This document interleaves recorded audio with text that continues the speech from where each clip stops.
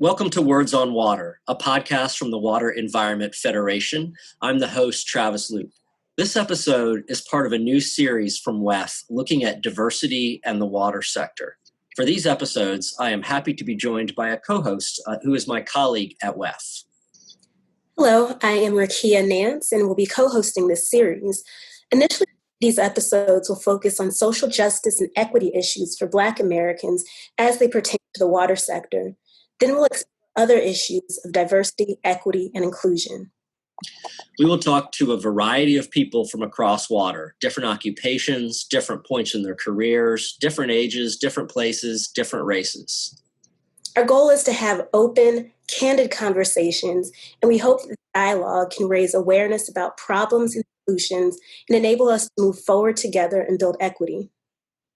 For this episode, we are joined by three utility leaders. We have Cathy Bailey, Executive Director of Greater Cincinnati Waterworks. Welcome, Cathy. We also have Randy Hayman. He is Commissioner and CEO of the Philadelphia Water Department. Welcome to Randy. Thank you. And we have Tony Parrott, CEO of Louisville and Jefferson County Metropolitan Sewer District. Welcome as well to Tony. All right, let's dive into this conversation. Each of you have had your own unique entryways into the water sector. So could you tell us about your individual paths to water? Who should we pick on to go first here? Maybe Cathy can start us off. Sure, I'll start us. My path was right out of college. I think during college I had a part-time job where I worked at US EPA as a research chemist part-time. And so right out of college, I continued to do research in the chemistry lab and it was all in drinking water. And so that was the beginning of my drinking water career. And that was in 1991 and 1992 when that happened. And so I think I just landed there because I had a part-time job. So that was my path right into water. Okay. Let's turn to Randy next. Okay. Well, my career was different. I'm actually a lawyer by trade.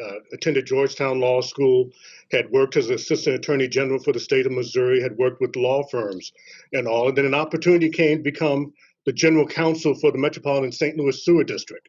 I thought I'd do it for 2 years. I ended up doing it for 10 years. And then I went from there to become the General Counsel for DC Water with George Hawkins, and I did that for 5 years. I was a partner at the oldest and largest environmental law firm in the country, Beveridge and Diamond. And then the opportunity came to become the Commissioner and CEO of Philadelphia Water. And I have to say that my pathway has been unique in that I was an anomaly. I was a lawyer. Also, too, when I joined with Metropolitan St. Louis Sewer District, I was in my mid-30s, which was still young, on the young side of being a general counsel. The general counsel before me was 30 years my senior. But the beauty of my career was that I was always given opportunities. I was treated as a leader and an important member of the team. I worked with Jeff Thurman and George Hawkins and Willie Horton. All of them were leaders in the water area, and all of them didn't treat me like maybe he can do the job or we have our doubts. I was always treated as the right arm and as a true contributor. And that's one thing I want to stress in this program. If we're going to have success in diversity, we have to see excellence in everyone when we walk into the room. Thanks. Tony, what about you? How'd you get to your seat today? Well, it's been an interesting path for me. I grew up in Kentucky and I grew up on a farm. And so I was very in tune to the environment. And I had the opportunity while I was in college to be able to work during the summer at a utility. And the Gateway was, a summer job where we go out and we paint fire hydrants or we replace meters. And so that was my first exposure into water. And I did that for a couple of summers. And when I got out of college, after several other paths, I had an opportunity to go back to the utility that I had spent some summertime work at, and really had an opportunity to work in a lot of different paths and a lot of different sectors within that utility, and graduated to a level of management, and eventually the executive director of that utility that I used to be a summer intern in. And so, as Randy said, the path that I've followed has been unique.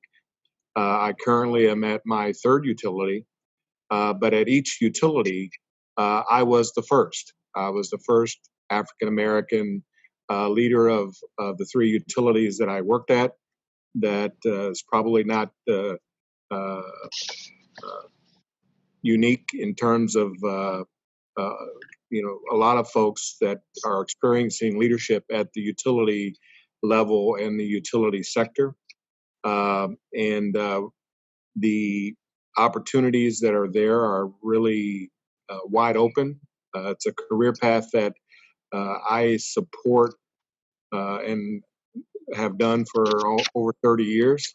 And it's a career path that I think we're just now scraping the surface on opportunities, particularly for African Americans. All of you kind of mentioned the word opportunity in what you said, and you talked about people that brought you along and gave you those opportunities. As Black Americans, throughout your career, and also in your time in the water sector as leaders and being out there, have there been challenges? Have there been difficult moments? Have there been instances of discrimination or racism? Or have you witnessed, incidents or examples of racism, as Black Americans that, stand out and show that there hasn't been equity or that there's problems? Who would like to take that first? I'm willing to jump in. I'll jump in. This is Randy.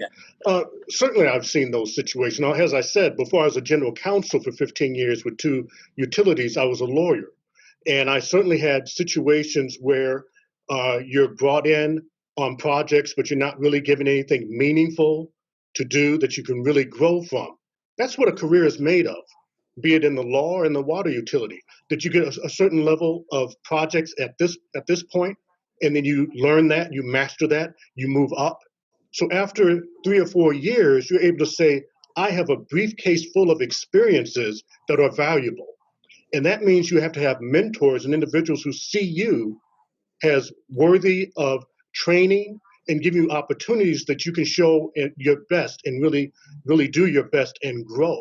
So it is out there. I mean, there are times that people look through you instead of really seeing you as an intelligent, productive part of the team. But at the same time, my career has been based on individuals who did see intelligence, did see that I was competent, and did give me opportunities to grow. And that's why now I've had a career that's shown longevity. And that is the biggest strength that you can have in a career. Thanks. Randy, Cathy, you wanted to add? Sure.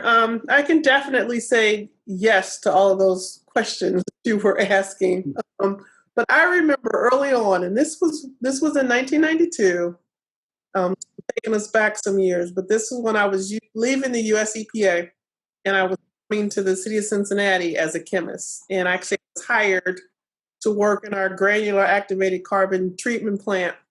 And I remember I landed in the water quality and treatment division. They made it very clear to me. In fact, I remember several employees telling me, you were only here because we just got in trouble. We did not have any Black people hired in this division. The city came down on us, and so we have to make some changes. And so you are one of them. And several employees told me that was the only reason that I was there. That basically I was one of the stats that they now had to check off. They did not make it very comfortable for me at times. Others did. There were certainly, brought me in as if I was one of the crew, as I should have been treated. But they made it very clear that I was just here because they had gotten in trouble And I was one of a series of hires that was getting ready to happen. And in fact, it did happen. I think the 4 or 5 chemists that they hired were all Black, and so that hit me hard, and it's like, whoa. And it messes with your psyche, because then it's like, well, now I'm hired for that reason, but do they even think that I'm qualified? Will I get opportunities? Do they just feel that I'm going to be stuck here? And so that was the beginning of me coming to the city, and since then, I've certainly seen other situations, policies that were in place that really hurt African Americans from moving forward in promotional opportunities, how projects were selected to even work in communities. Sometimes there was bias to often go to other communities versus those that were populated with more African Americans in those communities. So I've seen a series of things definitely over the years. But similar to what Randy said, but there have been key people, along the way that have said and really championed, what I was trying to do and how I was trying to move forward. But they were very helpful and encouraging to say, you have what it takes to move forward. I will help you move forward. Let me teach you this so you can be available and compete. So truly two men, white males, that really took me under their wing early on and put me on that path that said, hey, let me teach you some things, because I know that you might not know what you need to be ready for promotional opportunities. And I'm willing to be that mentor for you to move on. And so it takes those type of people when you don't see people who look like you, to help you along the way. And so I was very thankful and still am very thankful for those two people who put me on a path of learning and opportunities that have brought me to this point. Yeah. Thanks, Cathy, I'm glad that you shared that experience of what that dynamic is like being in a trailblazing position. And I'm curious what that was like for Tony. You mentioned that in the 3 utilities that you led, you were the first. So I'm curious what that reception was like. Yeah, the reception was, as you know, our industry is historically represented by white males. And it's been our culture in our industry and all the utilities that I've worked at. And so being the first African-American CEO of a utility, a lot of resistance, a lot of non-acceptance in the beginning, particularly back in the 1990s, of being in that role or being accepted in that role. But as Randy said, and as Cathy said, there were folks who gave me opportunity and folks that mentored me along the way. And so, but as a leader, you are faced with not only bringing in, your views and your talents, but you're fighting a culture, not only within the utility, but a culture within the industry that's been there for quite a while. One of the experiences that I do remember back in the 1990s, when I first started attending WEFTEC and AWWA conferences, and you get out on those exhibit floors and you see how big the industry really is. But then when you look at the participants, then there was not a lot of representation. And so it inspired me to become someone who wanted to be a leader, someone who could open up doors and opportunities and paths for others to benefit from a career in the water sector. And I've been a big proponent of making sure that there are youth initiatives connected with our high schools and colleges, so that we can introduce the path to not only African Americans but also to women. We need to have more women in our industry and in our leadership. And so it has been a tough road, and you are going to face a lot of obstacles and a lot of hurdles. But if you are committed and if you really want to succeed, you will figure out how to manage those culture shifts and those changes that need to be made and eliminate those barriers that will open up opportunities. Yeah, great.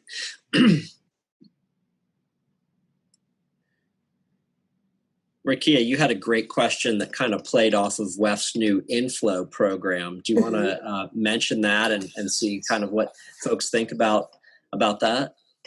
Right. A couple of years ago, we launched Inflow, which stands for Introducing Future Leaders to Opportunities in Water.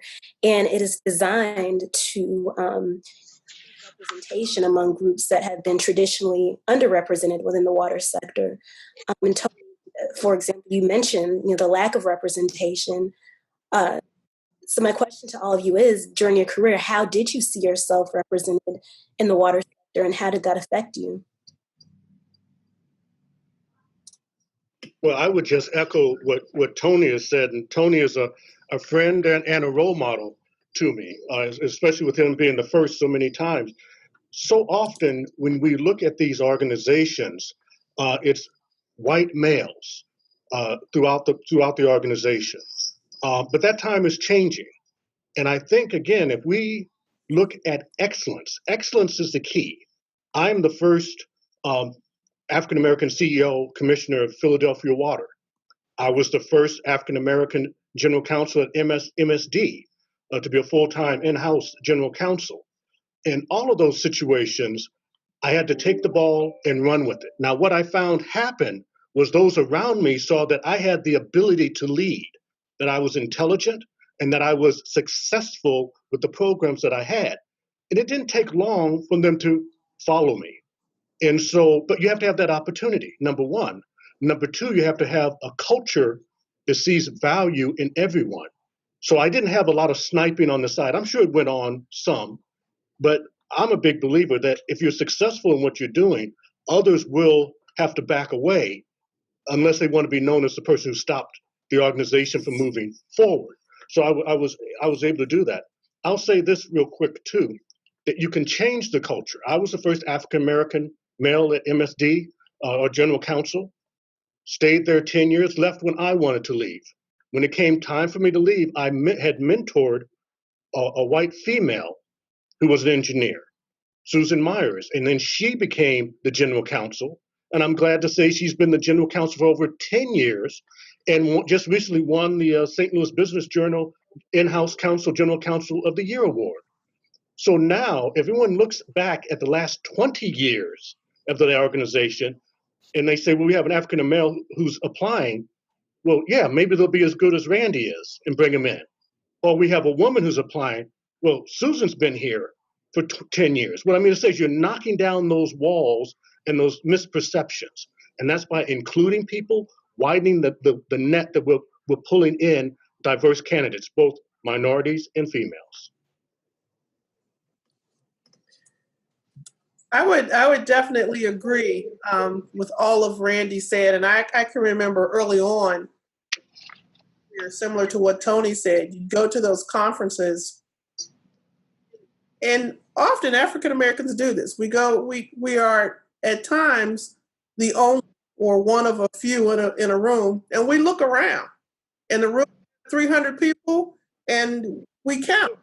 Oh, it's 8 of us here today, and clearly. Clearly in those conferences, you could do that. You could see 450 people were listed as being there, but you could look around the room and say, oh, 11 of us are here. Definitely early on, that's a challenge, and so in the hallways, I would quickly introduce myself to somebody who looked like me, so I could have that conversation and learn from each other. But now that's changed. It's definitely more women that we see at conferences. It's more African Americans and people of color in general at the conferences. But I also say it has also changed in the roles that we hold. Years ago, yeah, you might have seen more people of color, but they were coming to a utility management conference and they were leading the accounting section. They were leading the HR section. Now they're coming to conferences and they're the executive director, they're chief counsel, they're in different roles. And so that's significant that we are now at that point, and that brings more opportunities for us to now, as Randy said, mentor and help others and lead the way. now I have in this utility, there's more African Americans that are holding leadership roles, leading the HR section, leading the IT service desk area, looking at and sitting for promotional opportunities in our distribution division, and being in charge of the crews out in the areas where before they were a member of the crew, now they're in charge of the crews, and so we're definitely seeing that more African Americans holding superintendent roles, getting their licenses, that type of stuff.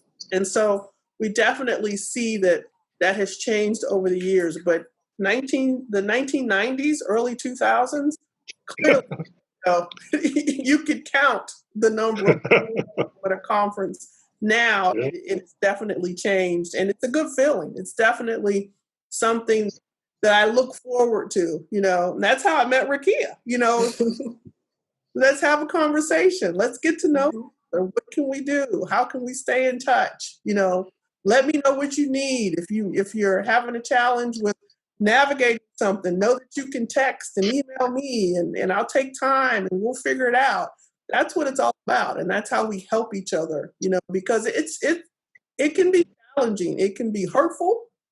It can want to leave this career some days because of the things that happen, but it's helpful to know that you have other people that look like you and might have experienced the same thing as you, that you can reach out to and learn from and navigate from your situation forward. What about you, Tony? You've come in and been the first African American at 3 different utilities. How has that kind of created paths for others in those utilities or in other ones? Yeah, it has been an opportunity for me, as Randy spoke about, is to be able to get more African Americans and also women in leadership roles. And when you look at my current utility, we have in our C-suite, we have a lot of females that are leading, our innovation program, for example, leading our supplier diversity and procurement programs, and leading our general counsel.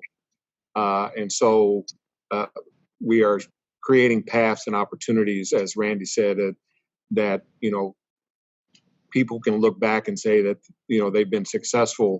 And so if there's opportunities in the future, then let's make sure that we are inclusive of select and who we select and who's running major parts of our utility.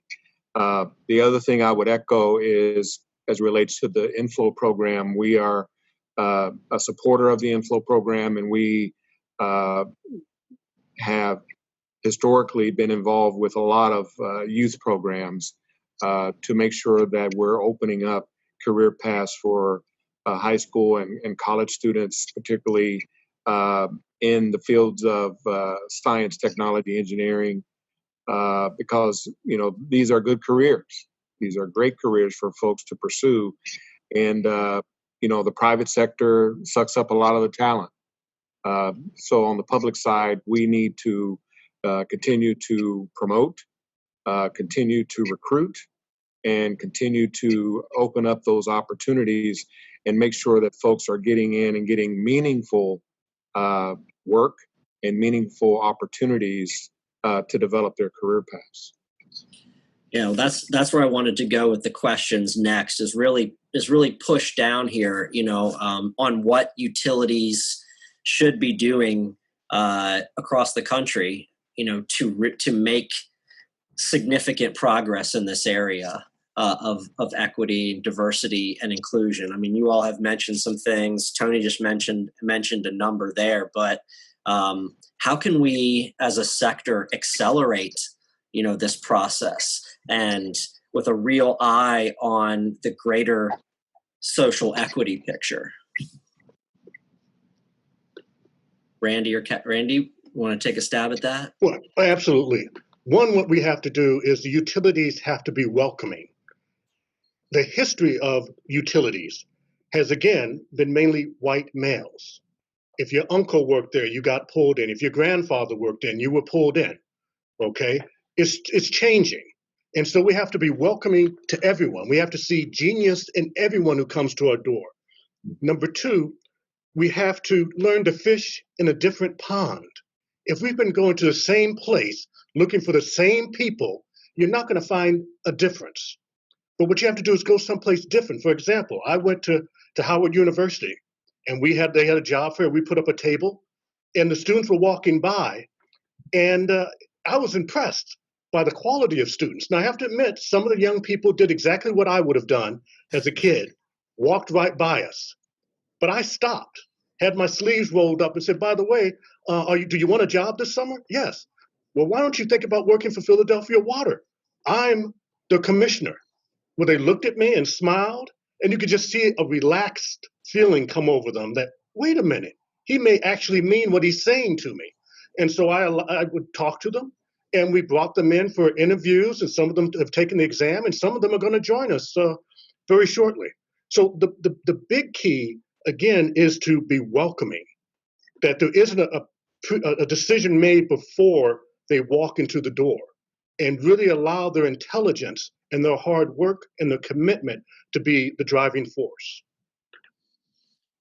Yeah, Cathy, what would you say, that the utilities can do to, again, really accelerate and make even more progress?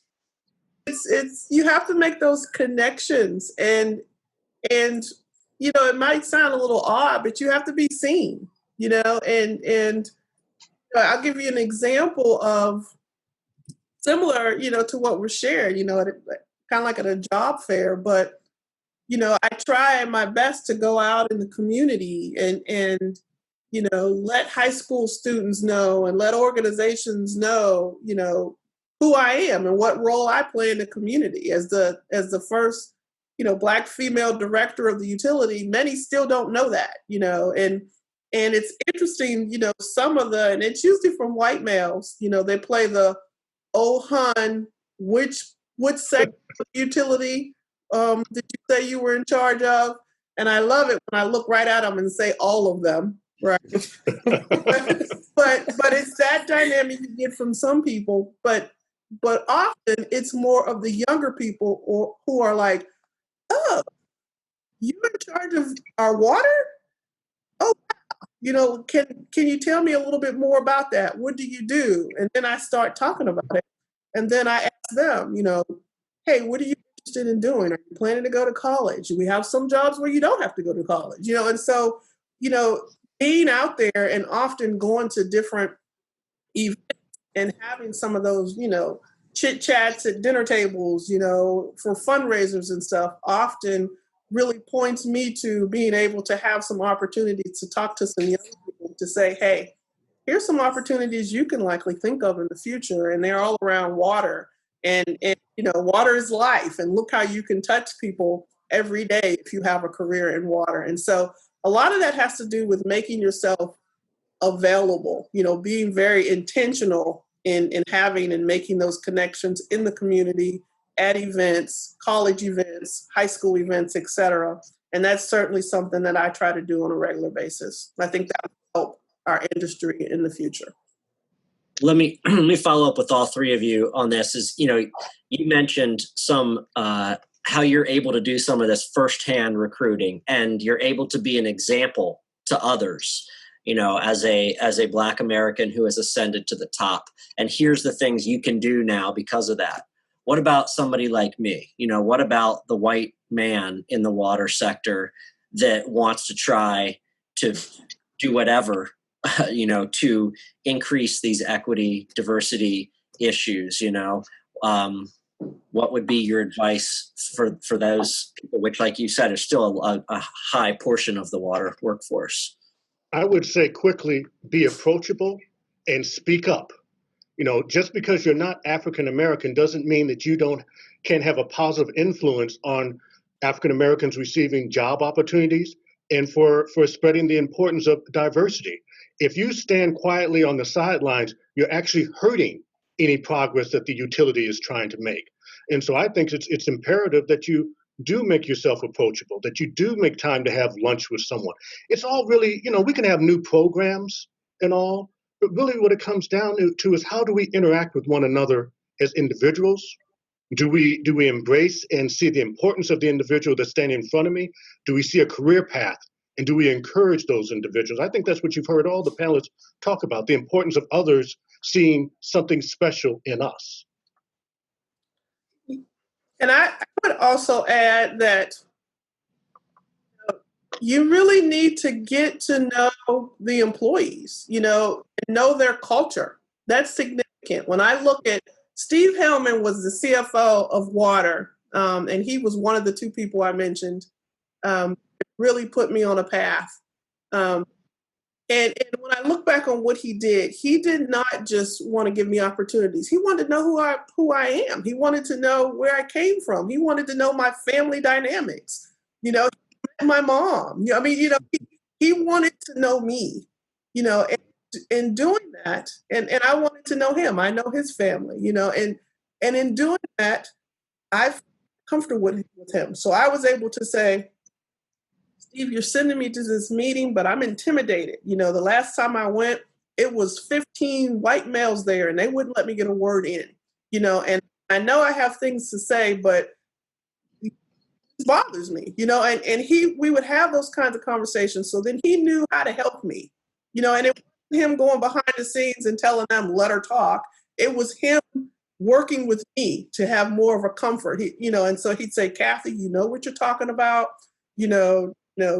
if they're treating you this way, don't take it. Don't let them treat you that way. Don't change who you are. I mean, he would have those kinds of conversations with me, but that was me getting to a comfort level with him to tell him, these are some fears I have. These are some things that I'm not feeling comfortable about. I'm trying to do the best job, but I don't feel that I can get in there and do it.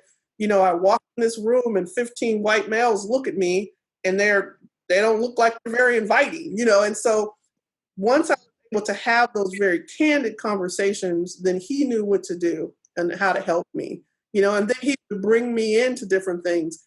And my maiden name at the time was Bernardino, and my office was right next to him, and he'd yell, Bernardino, get in here and learn these spreadsheets. And I think, oh, more spreadsheets. But he was setting me up for the future, for different things I might need. And so to recognize some of those different things. But I think at the heart of that was him wanting to know me and my culture. And it was very different than his, but he was very interested in that. And so as a white male leader, I think that is something that you sincerely would need to do, is to get to know the employees, get to know their culture. And then from there, you can then see some gaps. Oh, that's not something that she or he has experienced before. I need to fill that gap. I need to give them opportunities. I need to have conversations about that, because some things I think we take for granted, that we've had those same opportunities in our past. We have not had those same opportunities.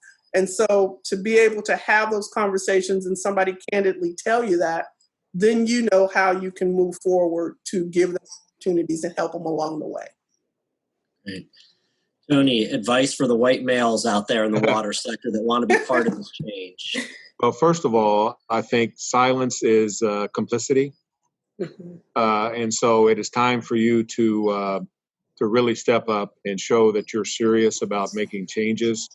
It is necessary for utilities to assess and change their internal climates and culture to support equity and inclusion.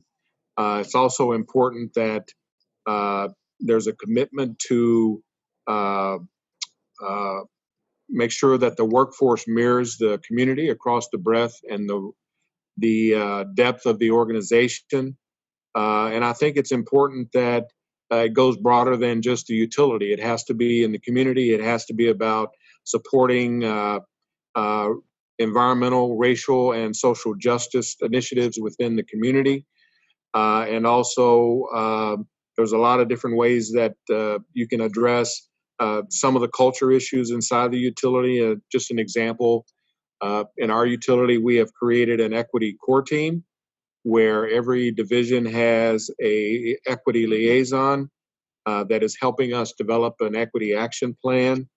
And we have started with what we call courageous conversations and having an opportunity throughout the organizations. Right now, we're doing them by Zoom because of COVID, but for folks to just sit down and talk about culture and talk about how they feel and talk about race and civil unrest and social justice issues that are going on in our city. And those are very good opportunities or icebreakers for everybody to kind of get an understanding of who we are and who each other is, and starting to really focus on how we can address this unconscious or implicit bias that exists in all of our organizations. So those are some of the things that I think, whether you're, a Black leader or white leader, those are the type of things that I think can be effective inside our utilities.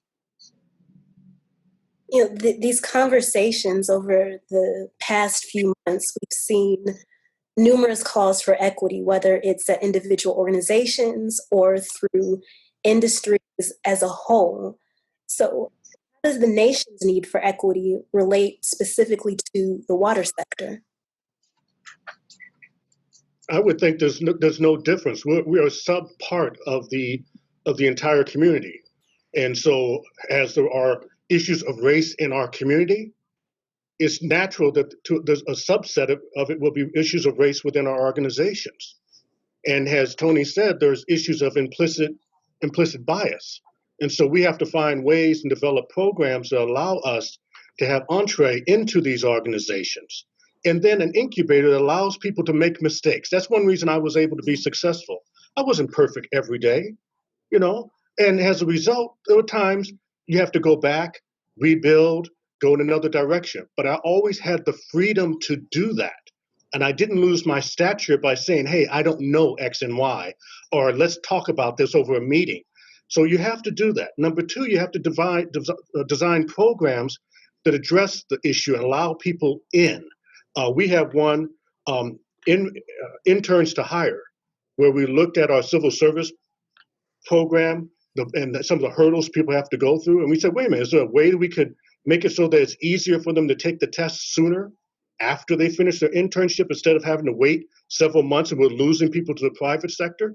And we came up with a very unique program that brings people in. We have a program that helps individuals have a criminal past, an opportunity to become involved with green infrastructure, which is a very modern and very much needed trade at this time. But it opened up doorways for individuals who felt left out. One individual told me, who was in that program, he said, Randy, since I've been in this program, I have a job, I bought a car, and my wife and I bought a house. That's beautiful. It's changing lives when you let people in. And you will be surprised that everyone has something to contribute. Rahkia, I would just add, related to this is, in the water sector, we definitely did some things first, right? We need to admit we have these processes that in many cases are more damaging to people of color, employees. And we need to admit also that we have processes and practices and procedures that impact mostly African-American community members more so than others, and that they've been there for a long time, processes like shutoffs or how we select capital improvement projects and where we select those projects, different things like that. We need to admit first that those are a problem, because I know in conversations that I've had, some general conversations we had a council member who said that we likely shut off more households that are owned by African Americans. And, was that true? And so as I took that back to my staff quickly wanted to say, oh, here we go again. Another council member bringing forth something that's not true. That's not true. That's not what we do.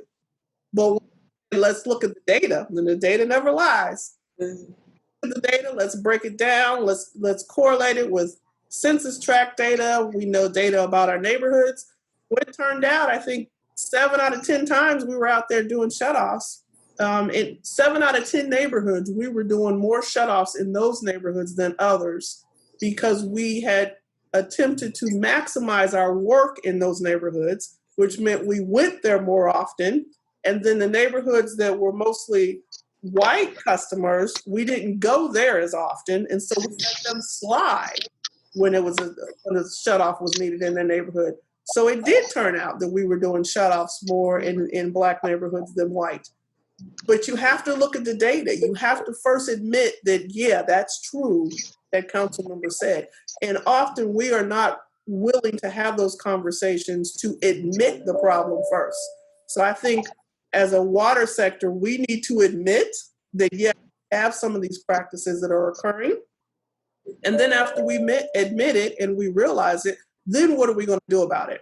If we do something at that point, then we got bigger issues than we thought, because now we've recognized there's a problem, but we're not really willing to solve it. But I think if we start admitting it, say it out loud, come forward with a solution, that's where we need to be. And certainly that's some of the things that we've tried to do here in Cincinnati is let's have these difficult conversations. Let's talk it out. Nobody's pointing fingers at you. Many of these processes we have inherited. But now that we know, what are we going to do about it? And that's where we need to be. Yeah, Tony, you guys have transitioned to kind of the last question here. So I'll just put to you, as we have these issues around affordability and shutoffs and environmental justice and, where projects happen and where they don't, what's the fresh look that needs to be paid to these issues as we all, again, try to collectively push equity harder than ever, really? What's the role of water utilities in that scene and in their communities?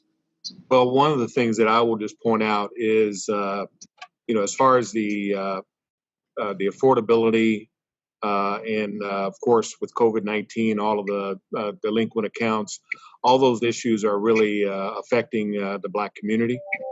And I think we need to recognize that as an industry, but we need to do more to advance equity in the communities that we serve. And one of the biggest areas that we can make a benefit is in our capital programs. We are probably the largest capital programs in our cities. And so we need to look at how we can create job opportunities within our infrastructure programs, and whether that's with our contractors or with the utility itself. For example, we have a local labor utilization policy where contractors have to commit to using local labor on our jobs. We also need utilities to collaborate more with the community as it relates to our organizations and nonprofits that are focused on building workforce capacity and contractor capacity in our cities so that we can have that economic inclusion on infrastructure. And we need to create a space for small businesses and minority-owned businesses, mentorships to have opportunities to become subcontractors or even prime contractors in our capital program. And one of the things that I'll just point out, and this just happened last week, our mayor has established a economic opportunity in procurement and supplier diversity task force here in Louisville that is made up of not only the utilities, but the school districts and the airport authority, transportation, all of those organizations that are coming together to figure out how we can ensure that minority suppliers, contractors, and vendors have the opportunity to participate in projects. In the next 5-year window, there's a $5 billion need in our city for infrastructure across the board. And so how do we make sure that we are building economic inclusion, we're building Black wealth, and we are eradicating those systemic and those historical barriers that have prevented the growth of those minority companies? And like I said earlier, creating jobs. The number one poison in our community is poverty. And we need to recognize that as utilities, and we can be a part in helping heal and move our communities forward. But we got to have economic inclusion for those communities to make a difference.